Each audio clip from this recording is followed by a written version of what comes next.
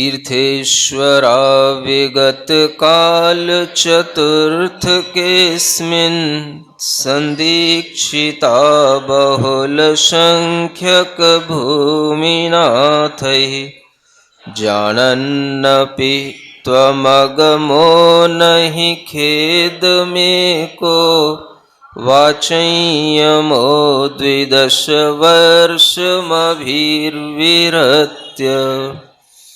इस चतुर्थ काल में जितने पहले जो तीर्थेश हुए कई कई राजाओं के संग दीक्षित हो तप त्याग किए। आप जानते थे यह भगवन फिर भी आप न खेद किए। मौन धार कर एकाकी हो 12 वर्ष विहार किए। भगवान महावीर स्वामी के बारे में आप बहुत कुछ अवगत हैं। यहाँ पर भगवान की स्तुति करते हुए इस वर्धमान स्तोत्र में यह स्तुति पर टाइटल लिखा हुआ है दीक्षा प्रदायी स्तुति। समझ आ रहा है? इस स्तुति के इस काव्य को पढ़ने से आपके अंदर दीक्षा के वैराग्य के परिणाम आ सकते हैं। डर तो नहीं लग रहा?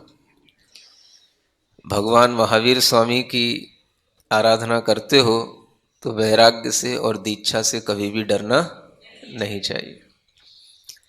जब हम भगवान महावीर स्वामी के बारे में यह जान लेते हैं कि भगवान ने जब दीक्षा ली तो उस समय पर उनके साथ कोई भी राजा दीक्षित नहीं हुआ। सभी तीर्थंकरों के साथ में ऐसा हुआ है कि जब उन्होंने दीक्षा ली तो उनके साथ में अन्य अनेक राजाओं ने दीक्षा ली, लेकिन भगवान महावीर स्वामी के साथ में कोई भी राजा ने दीक्षा नहीं ली। दीक्षा लेने के बाद में भगवान अकेले ही विहार किए। आप जानते हैं कि भगवान की उम्र 72 वर्ष की थी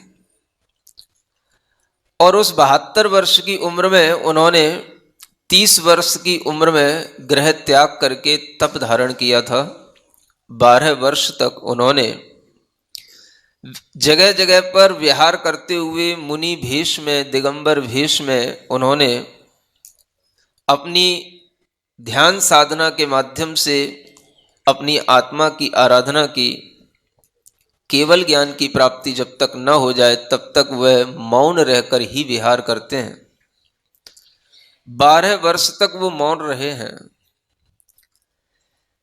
42 वर्ष की उम्र में लगभग उन्हें केवल ज्ञान की प्राप्ति हुई है और फिर उस केवल ज्ञान की प्राप्ति होने के बाद में उनके दिव्य उपदेश हुए और उस दिव्य उपदेश के साथ भी उनका विहार होता है।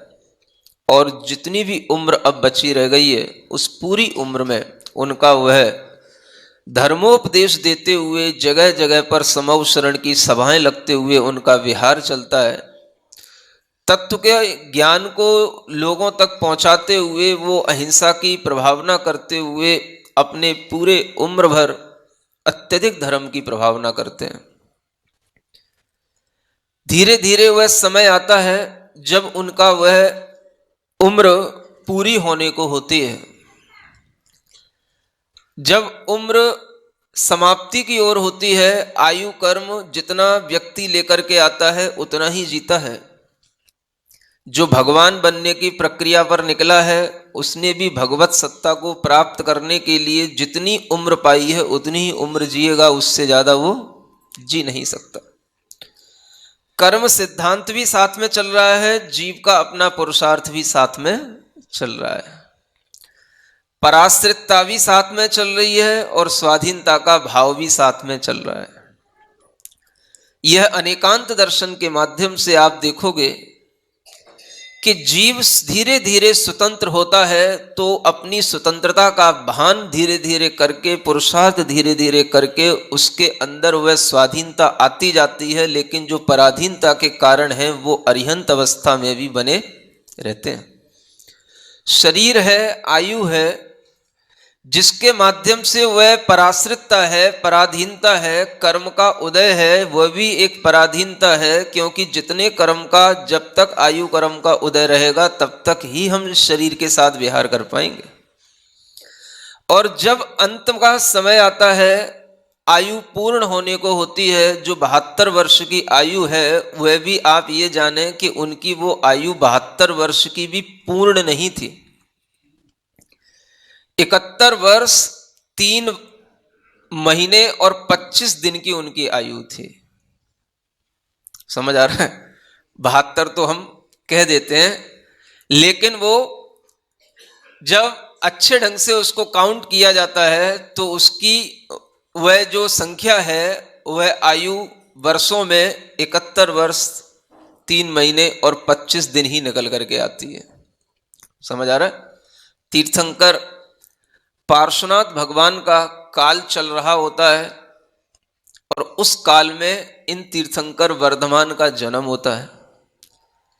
काल तो पिछले तीर्थंकर का चल रहा है और पिछले तीर्थंकर का काल केवल 250 वर्ष का काल है, और उसी 250 वर्ष के काल में इनकी आयु भी गर्भित है।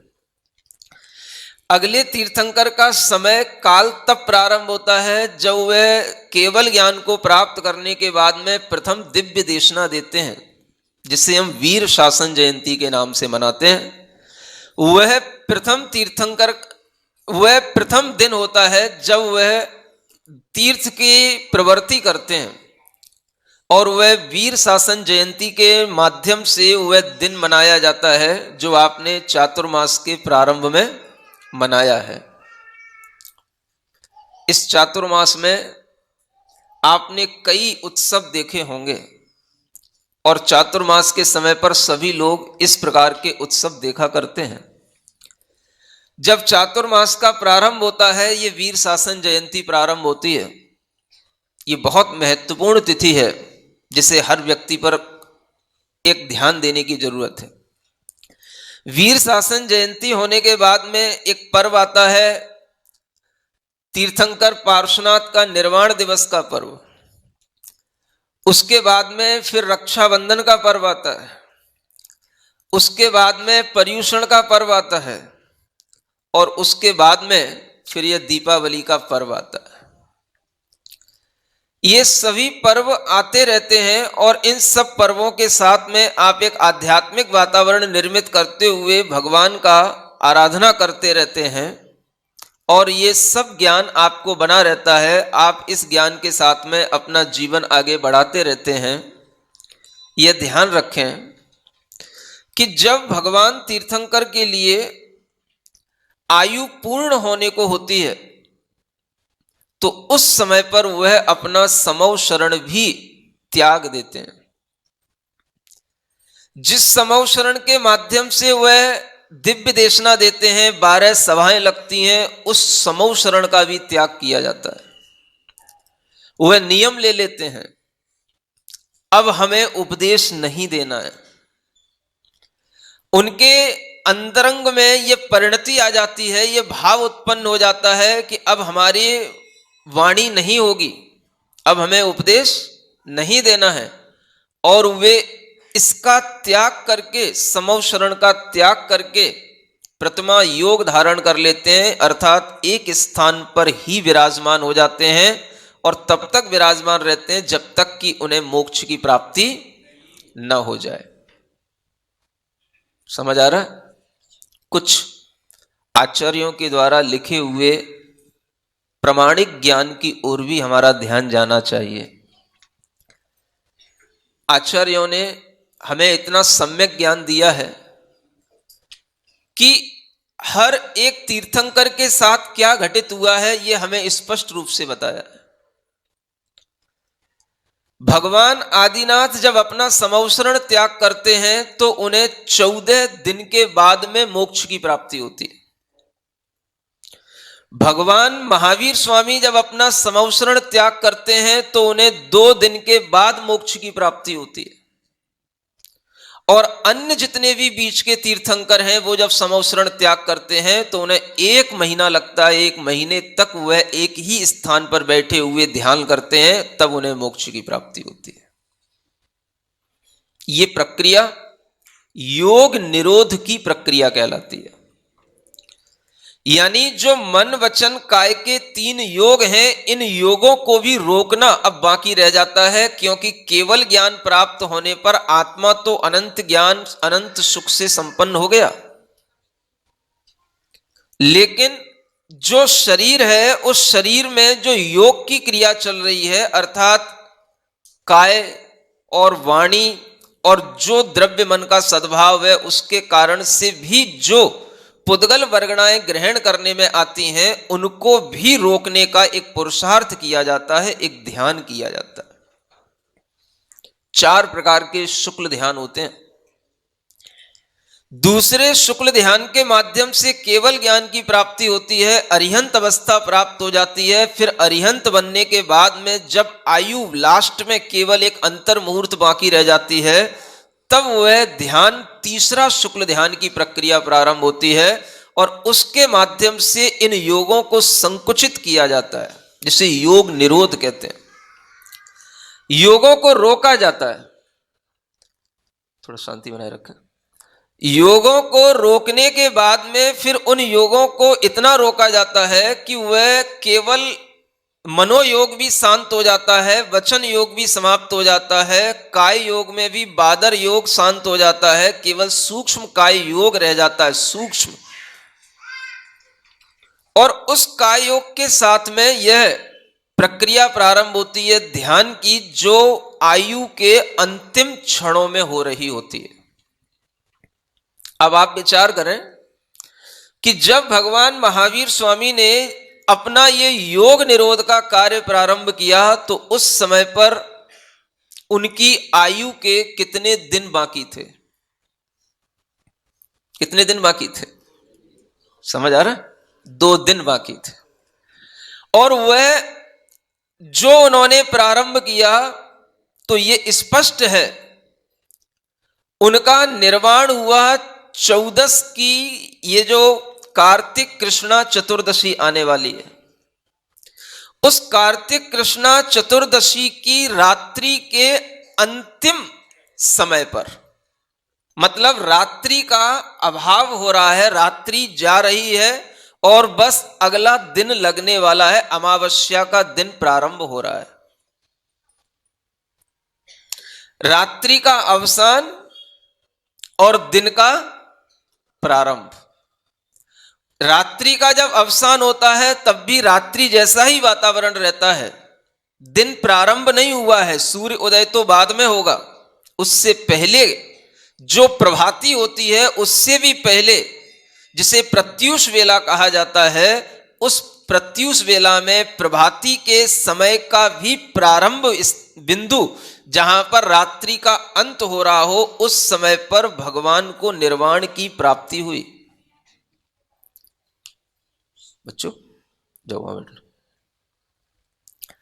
उस समय पर उन्हें निर्वाण की प्राप्ति हुई। तो अब आप अंदाज लगाएं कि उनके लिए एक 13 का दिन, एक 14 का दिन, समझ आ रहा है? ये 2 दिन उनके लिए मिले, और 2 दिन तक वह बिल्कुल प्रतिमा योग धारण करके बिल्कुल अपने सभी प्रकार के मन वचन काय की क्रियाओं को रोक करके भगवान एक स्थान पर विराजमान हो गए। और वो स्थान कौन सा था? पावापुरी के पद्म सरोवर का मध्य का स्थान है वह। ये सब जानकारी हमें शास्त्रों में बिल्कुल स्पष्ट रूप से लिखी हुई मिलती है। 13 का दिन जब उन्होंने समौ शरण को छोड़ दिया, जब उनके लिए समौ शरण का त्याग हो गया, समझो कितना बड़ा उन्होंने त्याग किया, जिस समौ शरण को एक बहुत बड़ा वैभव कहा जाता है। जो समौ शरण अपने आप में एक बहुत बड़ी लक्ष्मी का प्रतीक होता है। बहुत बड़े ऐश्वर्य का प्रतीक होता है, उस ऐश्वर्य का उन्होंने त्याग कर दिया। और उस त्याग के साथ में जब यह देखा गया कि भगवान ने इतना बड़ा समौसरण छोड़ दिया, तो लोगों ने उस दिन को धन्य कहा कि ये भगवान अब मोक्ष जाने वाले हैं, इसलिए इन्होंने अब अपने लिए बोलना भी बंद कर दिया है। तो वह त्रयोदशी का दिन, तेरस का दिन धन्य धन्य के रूप में प्रचलित हो गया कि धन्य तेरस, जो आज भगवान ने इतना बड़ा अपने अंदर संकल्प ले लिया। वह धन्य तेरस थी, जो धन्य तेरस धीरे धीरे धनतेरस में बदल गई। धीरे धीरे तो बहुत कुछ बदल जाता है, आदमी के भाव बदल जाते हैं, माहौल बदल जाता है, विचार बदल जाते हैं, क्रियाएं बदल जाती हैं, शब्द भी बदल जाते हैं। वो धीरे धीरे धन्य तेरस से धनतेरस हो गया। जब ये धनतेरस हुई, उसके बाद में चतुर्दशी आई। उस चतुर्दशी को जब भगवान को निर्वाण की प्राप्ति हुई, तो शास्त्रों में उल्लेख है कि इस चतुर्दशी की ख्याति, इस चतुर्दशी की मान्यता निर्वाण चतुर्दशी के रूप में मनाई जाती थी। ये निर्वाण चतुर्दशी के रूप में ख्यात हुई लोक में, शास्त्रों में लिखा है। ये वो निर्वाण चतुर्दशी, जब चतुर्दशी का वह रात्रि का अंतिम भाग, भगवान को निर्वाण की प्राप्ति हुई, मोक्ष की प्राप्ति हुई। और उस समय पर ही भगवान के निर्वाण हो जाने के बाद में देव लोगों के द्वारा उस निर्वाण कल्याणक के अवसर पर देव लोगों के द्वारा पूजा की जाती है। वह निर्वाण कल्याणक मनाया जाता है।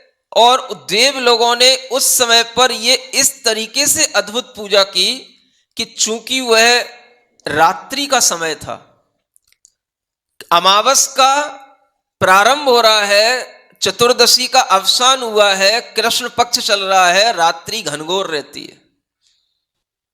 आप विचार करें, देवों ने उस समय पर, उस रात्रि के समय पर ही इतनी प्रकाश किया, इतना प्रकाश किया कि लोगों ने कहा कि भाई ये इतने प्रकाश की आवश्यकता क्या पड़ गई। तो देवों ने कहा भगवान इस अंधकार की रात्रि में गए हैं, लेकिन हमें प्रकाश दे करके गए हैं, इसलिए हमें प्रकाश का उत्सव मनाना है। अब ये तीर्थंकर भगवान का बताया हुआ रास्ता, उनका बताया हुआ ज्ञान, ये अहिंसा का मार्ग, ये सारा का सारा अब इस प्रकाश के माध्यम से ही सूचित होगा कि अभी भी हम अंधकार में नहीं है।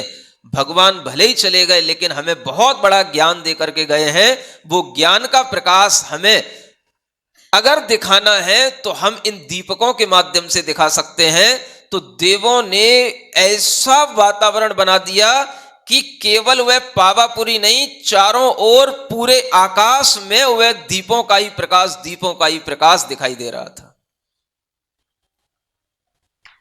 यह बात हरिवंश पुराण में आचार्य जिनसेन महाराज ने लिखी। दुनिया दीपावली मनाती है, लेकिन दुनिया में किसी को नहीं मालूम कि दीपावली का सही पर्व का क्या अर्थ है और ये दीपावली का प्रारंभ कहां से हुआ है। लोग इसको बाद में अपनी अपनी भावनाओं से, अपने अपने प्रसंगों के अनुसार जोड़ने लगे। आर्य समाज के लोगों ने स्वामी दयानंद सरस्वती के स्वर्ग सिधारने के कारण से दीपावली मनाई जाती है, ऐसा एक भाव प्रचलित किया।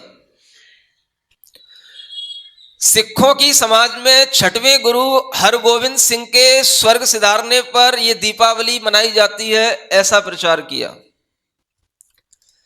हिंदू समाज में रामचंद्र जी अयोध्या आए या उनका राज्य तिलक हुआ, इस कारण से यह दीपावली मनाई जाती है, ऐसा प्रचार किया।